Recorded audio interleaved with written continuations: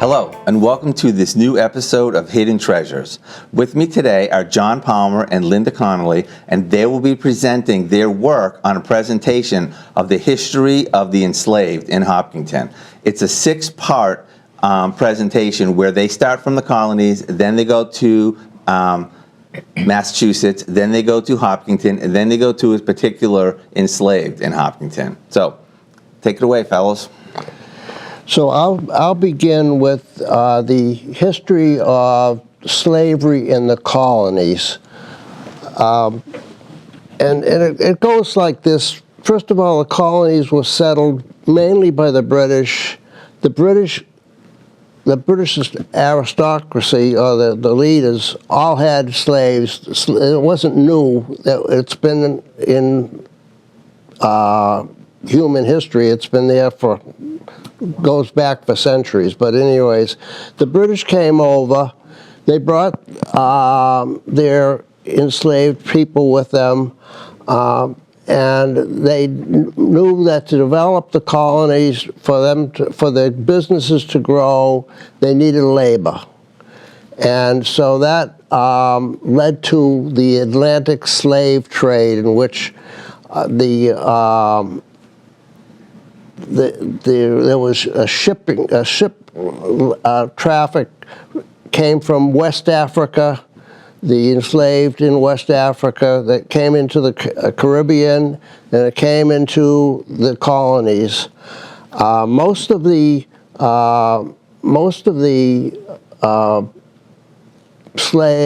enslaved persons were in the South because they had the large plantations, sugar plantations, cotton plantations, and they needed a lot of labor to operate those, to grow the economy. And what happened was they also employed indigenous Americans, the Indians, but the bacteria that came with the Africans didn't mesh with the locals, and a lot of them died off. So we had a need for even more people to come from Africa to do the work. And in the southern states, we had large numbers of enslaved people on the plantation, 500, 1,000.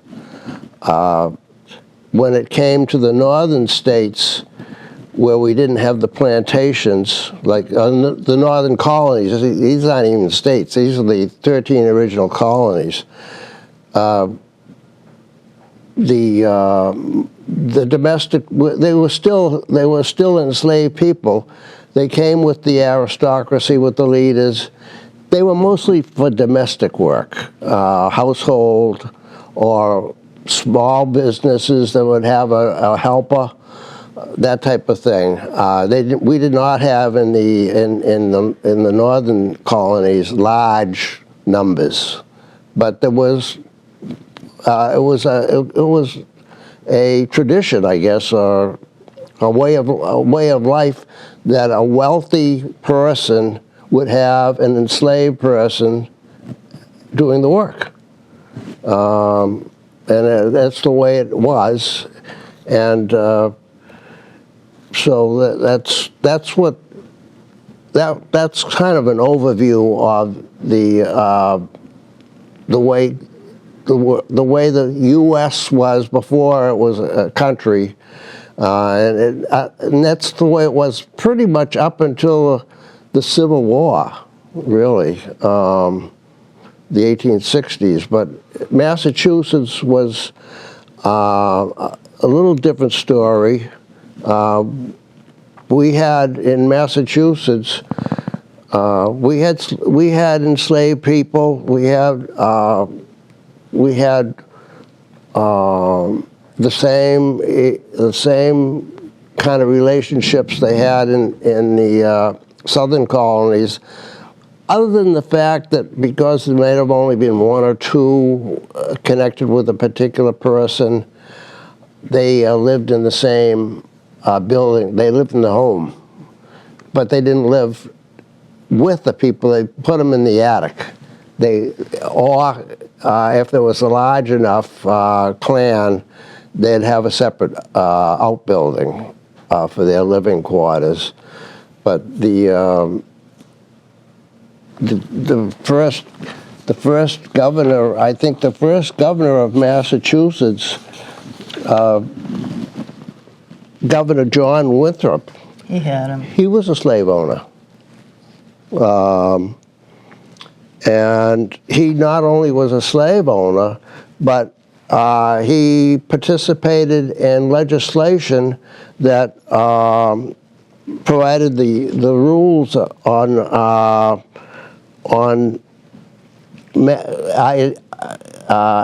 activities such as marriage between the enslaved people, nighttime curfews when they had to go to their activities had to cease for the day, and they were also taxed specially. They were considered personal property. They were subject to taxation, so there was valuations put on, and it's kind of shocking to see a list of property and then the name of a particular Yeah, they go with person. the cattle and the horses and the slaves. Yeah.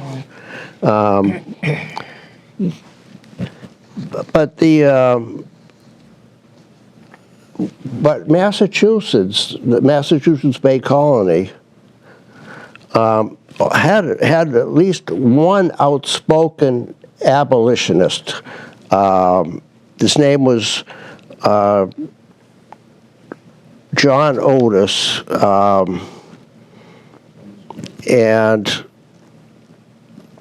he said that James Otis, and he said in 1764 that all men, black or white, are equal, and so that was the beginning of the Massachusetts theory of abolition, and a few years later,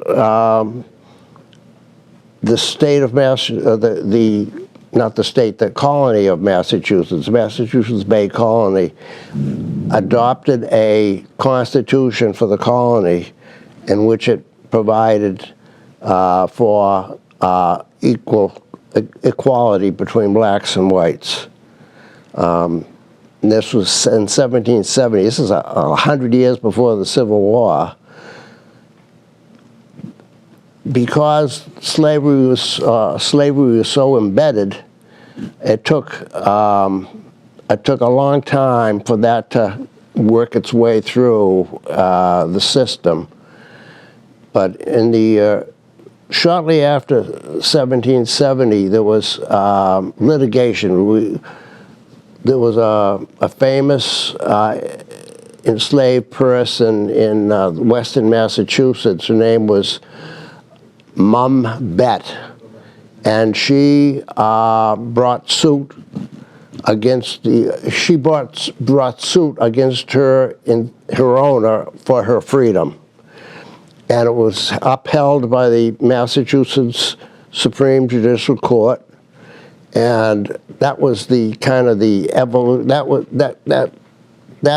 gave the legal right for the enslaved person to not be enslaved. At that time, we had people. I know in the Franklin estate in Hopkinton, Mr. Franklin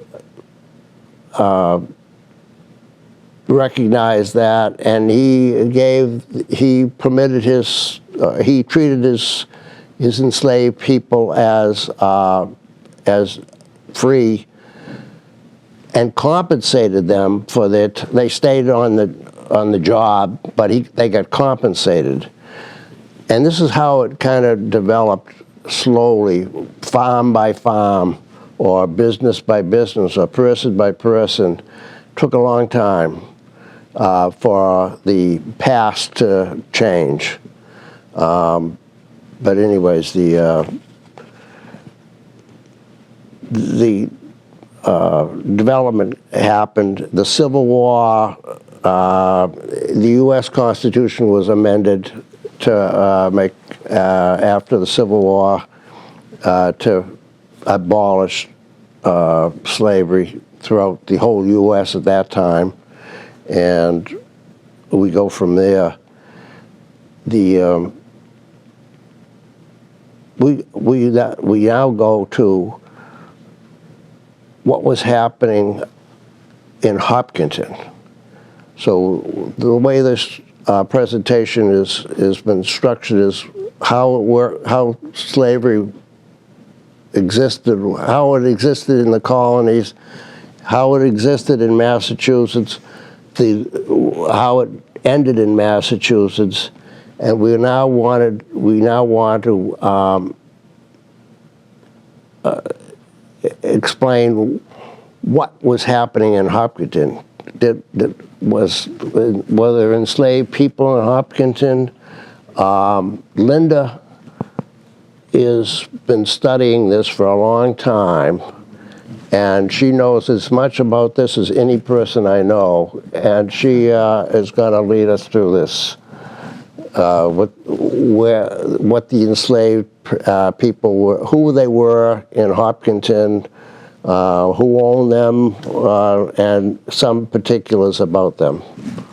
Linda? Okay, so as John indicated, there was a minority of people in this town, in Hopkinton, that were slave owners. Most people were subsistence farmers. Poor people kind of went about their daily business and did not have slaves. And again, it's much smaller populations than it would be in the South. So there's a handful of people that held slaves, and the most famous of them is who John mentioned, Charles Henry Franklin. His house still stands on Franklin Road. And through research done a long time ago, 100 years ago or so, by a man named Elias Nason, he came up with an estimation that at any given time there were 12 adult slaves on his mansion, manor house. If you go there today to check it out, 2 of the properties burned over time. One was said to burn because a little boy, a little enslaved boy, tipped over a candle. But at any rate, it's interesting because the property is terraced, which is an attractive thing. And I think it was Nason indicated that labor was done by Franklin's slaves. And it still exists. They still have terracing there. So he's one of the big shots. Also of interest, a lot of this happened prior to the Revolution, because there were agreements made that if a black man fought in the Revolution or enlisted, that he could have his freedom. Didn't always happen. Sometimes they fought for their masters. Masters got paid for that, and the poor guy remained enslaved. But frequently, they were freed by that. So famous guys in town, and I don't want to focus on them, but we did receive a lot of information by studying them. A man named John Jones. There were a few John Jones. Last names were Mellon, Shepherd, Butler, etc. And incidentally, all of those people were appointed by the town to be captains in the Revolutionary War. And there were a few more too. So they had prestige, they had money, they were captains, and they also were slave owners. And even more interesting was a Puritan structure of religion here. The first minister of the town was a guy named Samuel Barrett. Meeting house was on the area of the town common. There's quite a bit written about him, and he owned at least 3 slaves. There's things written about him. He didn't like the pay that he was getting for the town. He wanted more, and he was complaining that if they didn't pay him more, he would have to sell his servants. They were also called servants, but they definitely were owned by these prominent people. So let's see who they were. I'm not going to go through all the lists of these 41 people, but 3 names of his human property were Jackie, Cato, and Ishmael. And Ishmael, incidentally, was a young boy who was sold to a lawyer and an esquire in another town. And I have a poster advertising that he had run away. He's listed as having been raised by Barrett, who must have been a famous guy at the time, as being run away, I think 18 years old or about 18 years old. And there was a bounty on his head for being returned. So that's affiliated with a congregational or Puritan minister from our town, the very first one. Little interesting tidbits. And again, it's hard to find this information, but there was a black man named Charles. You came up with this in a local history, and he inherited his enslaver's property. The guy died, had no family, so Charles received the property. But I did look at, kind of went down the line with the house, and later there's someone else owns the house, and there's no mention of Charles, but he did receive that property.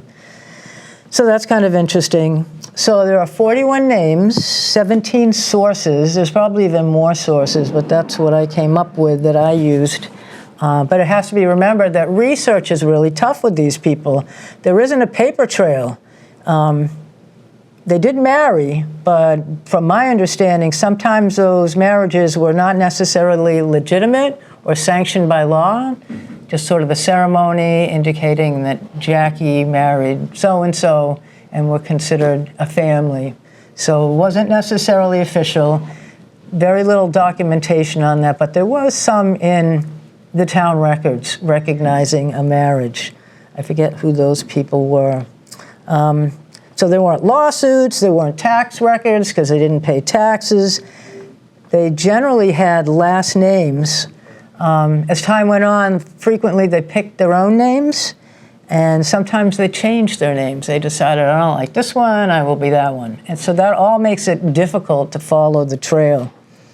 Probably these people were illiterate, or most of them, so they didn't write letters or correspond to people.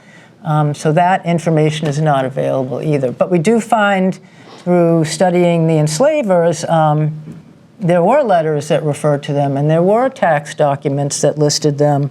So you kind of have to follow the white prominent slave owner in order to get bits of information about the enslaved people.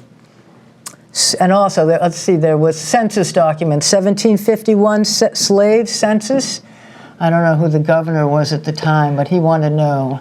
And you can find that online. I have a copy of it at the library.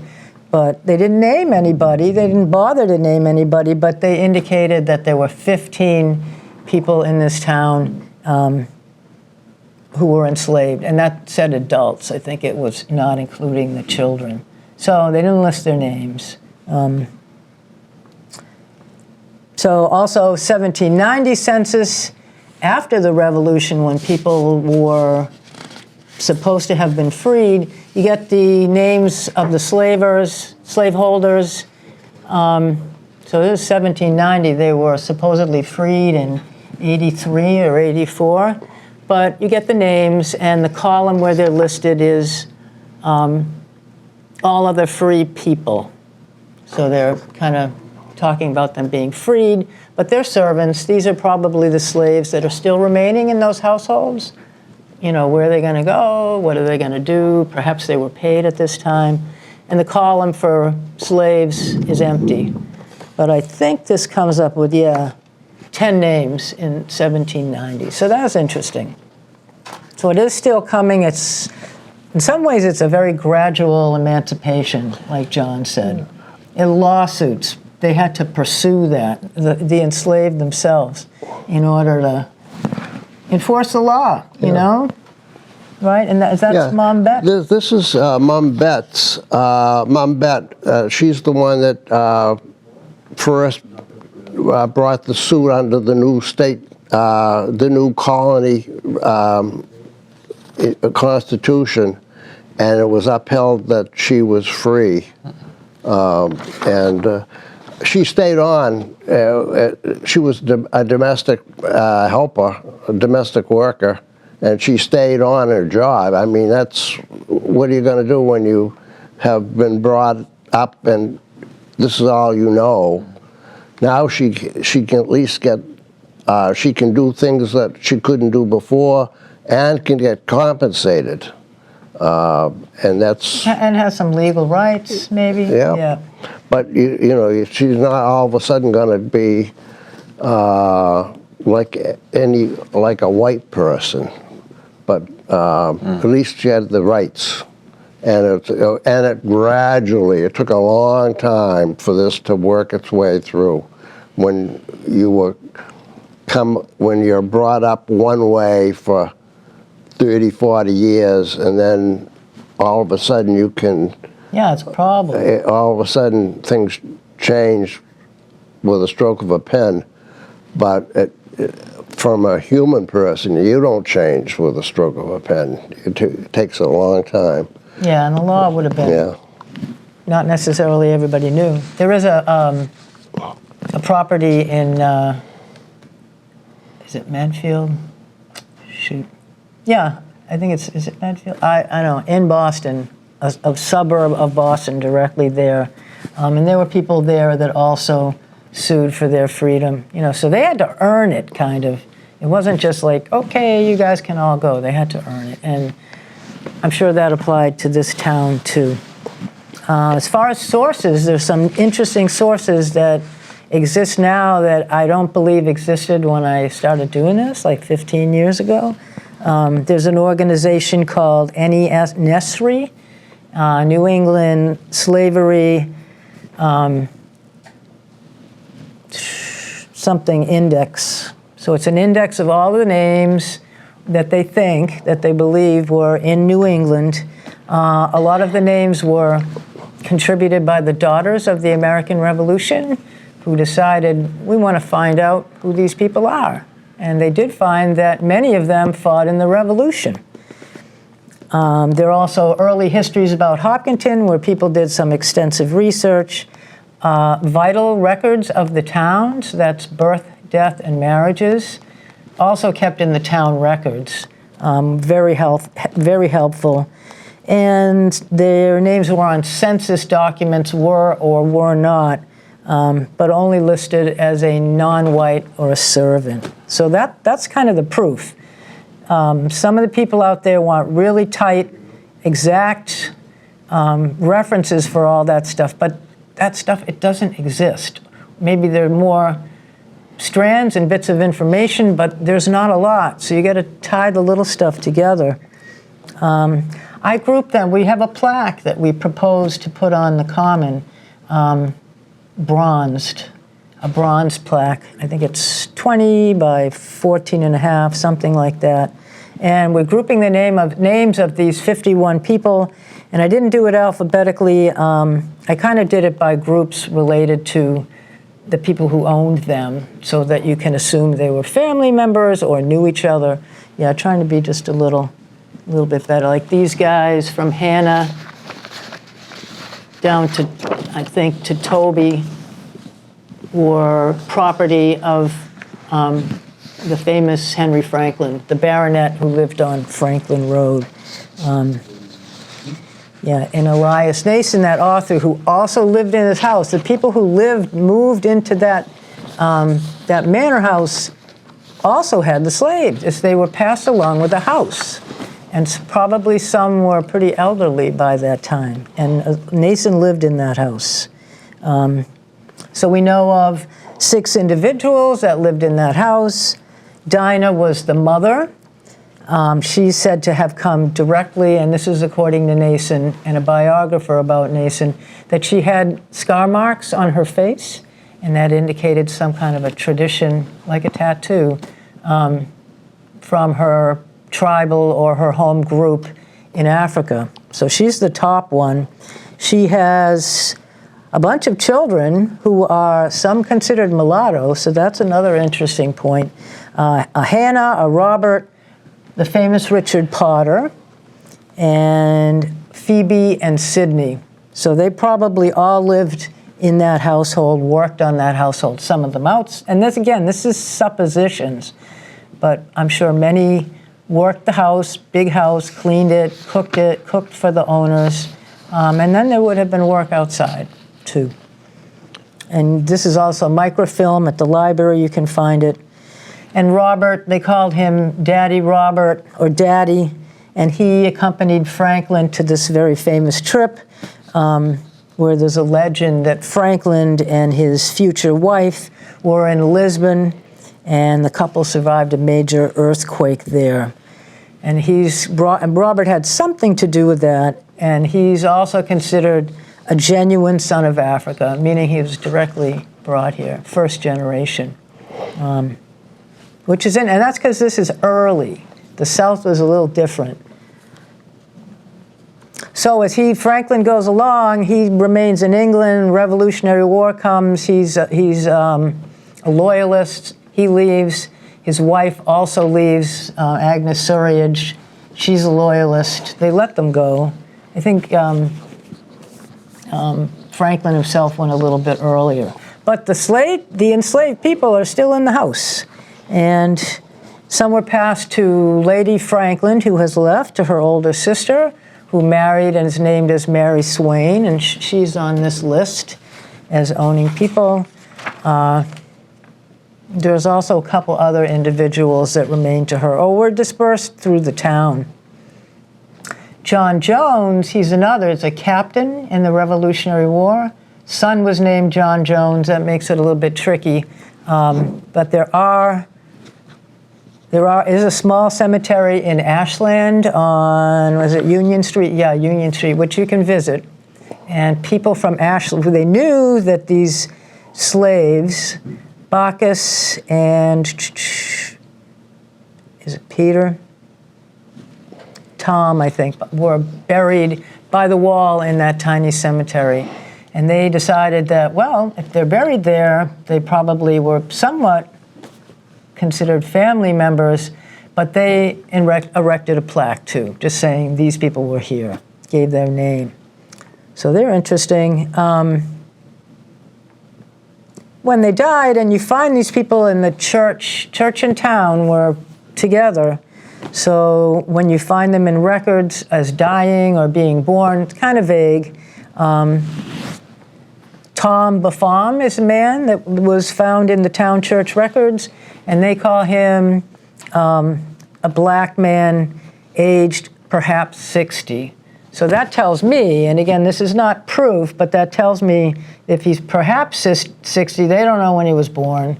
They don't really know his age, and that tells something about the institution of slavery. And let's see, Cato, Scipio, these people were named for Roman gods, Roman generals, kind of like, what you might name a pet dog, Prince, there are a lot of prince dogs, but anyway. Some of them are found in these early town records that you can see and that we've seen for other reasons. So little bits of information there in the church. Some were baptized in the church. There was a guy, who was it, Toby? No, it's another one. I can't remember what his name was, but he swabbed the floor at the church/meeting house. May have been paid, don't know that. Really interesting guy named Nero Benson, who in fact was owned by the Reverend Swift in Framingham. Some kind of conflict within that church, wasn't doing well. I think physically it was falling down. And this guy got permission from his reverend to come to church every Sunday here in Hopkinton. And his name was Nero Benson. I also found him somewhere as being hired out, meaning he worked in this town, might have kept some of the pay, again, an assumption, and probably sent most of it back to his owner. That's kind of how that worked. And I went to Framingham Historical Society, and they have him. He also was enlisted in the Revolution, and he was a trumpeter. There are a lot of guys from Framingham who fought in that war. Even boys with like flag bearers, whatever. So I won't keep going on with every name, but these are just some interesting ones. 2 runaway slaves. There were advertisements that we found online through Ancestry. This one was kind of interesting to look at. This guy's name was Ishmael, young man, Negro boy, about 18 years old, was born in Hopkinton, brought up by the Reverend Mr. Barrett. So they're looking for him. He's an artful fellow, endeavor to pass for a soldier, blah, blah, blah. And that's Marblehead, 1765. But he was born in Hopkinton and raised by Samuel Barrett. So we have 2 of those, which is pretty shocking when you see the document itself. But, and I'll cut now to the kind of interesting stuff, and these were recent finds. There were 2 Revolutionary War, so I want to call them soldiers. You know, whether or not they literally fought in battle is not known, but, and one was named Cuff Tindy. He was owned by a man named Cousins, who lived in Holliston. He also lived here. I don't know if he still was with Cousins, but he fought, or he had a role in the Revolutionary War. Enlisted in 1778, served for 9 months.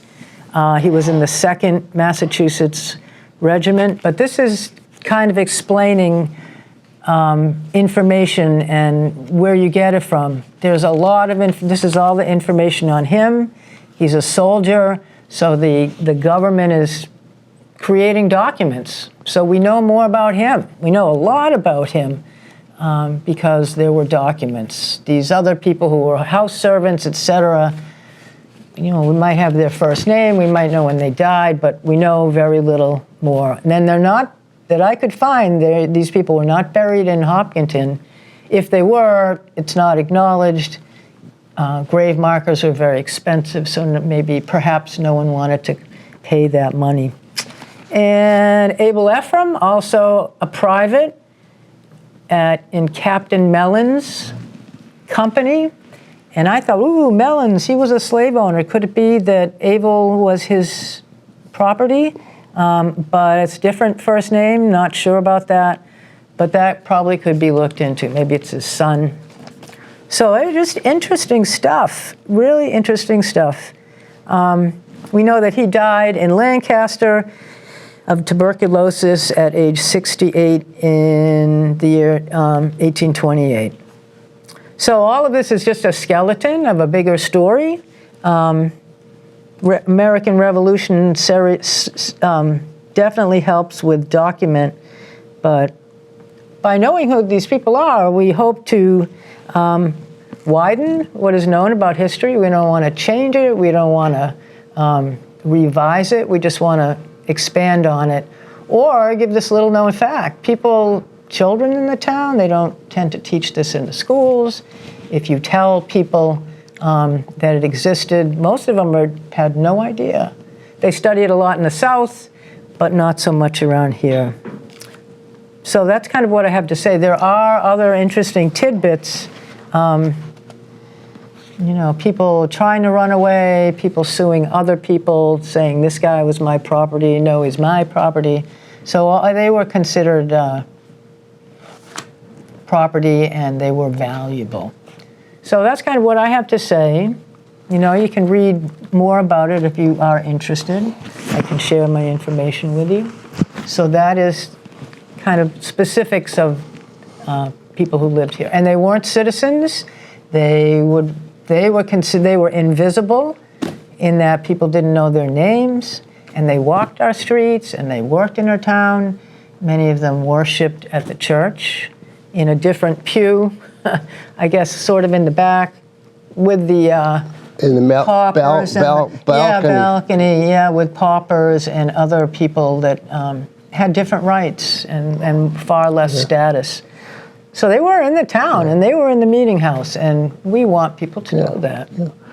I want to talk about one particular grouping. It's the mother and the son. But I want to talk about the enslaved person was Dinah. She was born in West Africa. I think it was in Guinea, about 1750. She was taken on a slave ship which arrived in Boston, and she was bought at an auction of the enslaved people from that ship by Sir Harry Franklin, and he had an estate in Boston, and he had his summer estate in Hopkinton. She was designated to go to Hopkinton. She had 6 children, all by a white father. She was black as could be, but she had 6 children that were all mulattoes. 2 of them had the same father, was the coach driver for the estate. The last 2, Richard and Robert, had the same father. It was a man from Hopkinton. His name was Stimpson. Yeah, not to interrupt, but he fought in the French Indian War, so that's how long we're going back. But Dinah was engaged at one point to an enslaved person named Jupiter Potter. He passed away before they got married, but she took his last name, used his last name to name her children.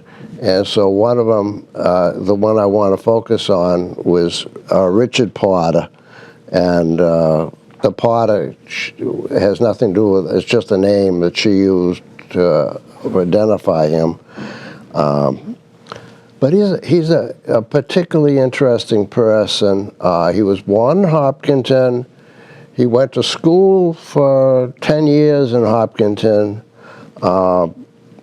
Richard left Hopkins and went to England with a relative. In England, he studied tightrope walking with a very famous Italian tightrope person by the name of Manfredi. And then he also got connected with a Scottish magician named John Rainey, and Richard Potter apparently was very adept at skillful and very agile, and ran quickly. And he and Mr. Rainey worked together. He was trained. They went on tour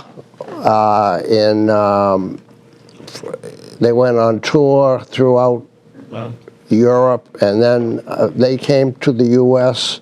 for a big tour, like a circus tour, and in many communities they toured and they performed in Boston, in New Hampshire, and up and down the East Coast.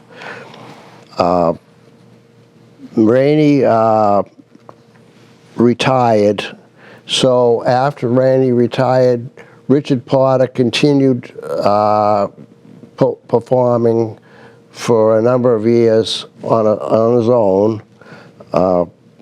married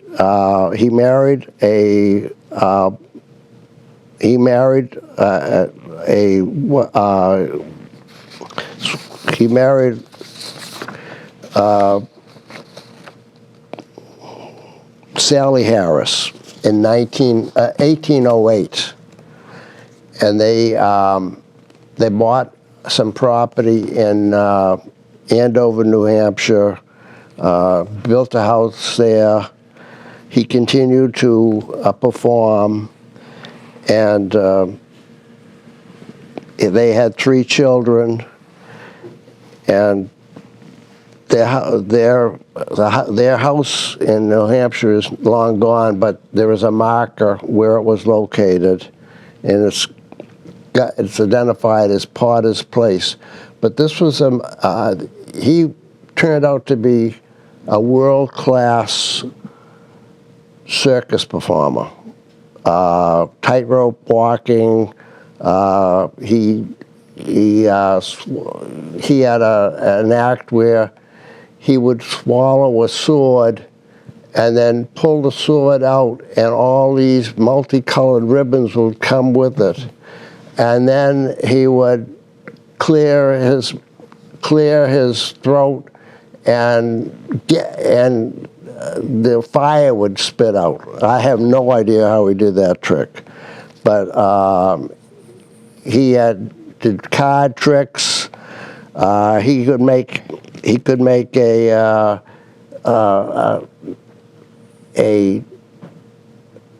coin pass through a glass. He could take an egg, crack it, put it in a hat, and it would come out as a pancake. He could throw his voice and it would appear in somebody's pocket, or it would come out from an animal's mouth. It was amazing. And he could mimic birds. He could make a child speak from a lady's purse. There's only one trick I know how he did it, because it was described. He could take a chicken and have his head cut off, and then reattach it and have the chicken walk around. And the way that he did that, it was all sleight of hand, but the way he did it is he had 2 identical chickens, one of which he did cut the head off, the other of which he showed afterwards, which was the good one, and walking around. But the audience thought he put the head back on. He'd used an untouched chicken to show after the fact. But anyways, the point I want to make is, here's a man that was born in Hopkinton, went to school in Hopkinton, was raised here, and ended up being a world-class entertainer. And I don't know anybody but us people that work at the Historical Society that even heard of him before. I'd like his name more well known. Richard Potter was a very famous person. A lot we know from a Princeton professor named John Hodgson, and he taught us some of this. He has written a really excellent book. He got a lot from the microfilm at the library. I've been in touch with him. I'm in the credits for the book, so I feel really, but you can read that book. Yeah. But yes, who knows about Richard Potter? And that's part of the reason why Linda's created this memorial. It's designed, but we can't get permission. We've asked for permission. Let me say it this way: permission is still pending for us to have this memorial put on the town common. But I think Richard Potter should be memorialized. He was well known, and maybe that will draw people's attention to him. But anyhow, that's something to be seen. And that, yeah, here it is. In remembrance of the enslaved African American people and their children who lived, labored, and walked the streets of Hopkinton with no personal rights or freedoms, let us learn from the past and honor them now. And so they're invisible people. And the fourth one down on the list is Richard Porter. But anyways. He also went to the South, and he didn't call himself African American. He took up this very exotic persona. I think he said he was from the Middle East or something. And so there's a black guy, mother was a slave, brave enough to travel the South and perform. So this show is a little different from most of the ones I've done, which are about an article or a building or whatever. I remember we talked about a gun that was manufactured here in Hopkinton. Nobody knew about that. But this is a little different. It's a person. It's people, and I could walk down the street and say, have you heard of Richard Porter? Have you heard of all of these enslaved people that lived here? They know nothing about it. It's history, but it's unknown history. I'd like it to be more known. Yeah, you expand the history. And we would like it next to, there is a bronze plaque, so we would keep it the same, honoring the people, does not list their names, but who built the first meeting house, which was about there. Barrett lived across the street. Think Bill's Pizza, think of that area. But it's honoring them. And they lived in the early 1700s, and they were the same individuals who were associated or affiliated with the institution of slavery. So it's the time period, and it's a historical connection. It's not meant to insult anybody or take anything away from them. It's just, again, it's a little-known fact. And there's more continuity between those locations than there would be, I don't know, somewhere else in the town. Okay, well, thank you both for bringing your work here and presenting that presentation of this unknown, perhaps, history to many people here in our town of Hopkinton. That's the Historical Society does that. Yeah, Yes. Yeah. Always a new hidden treasure.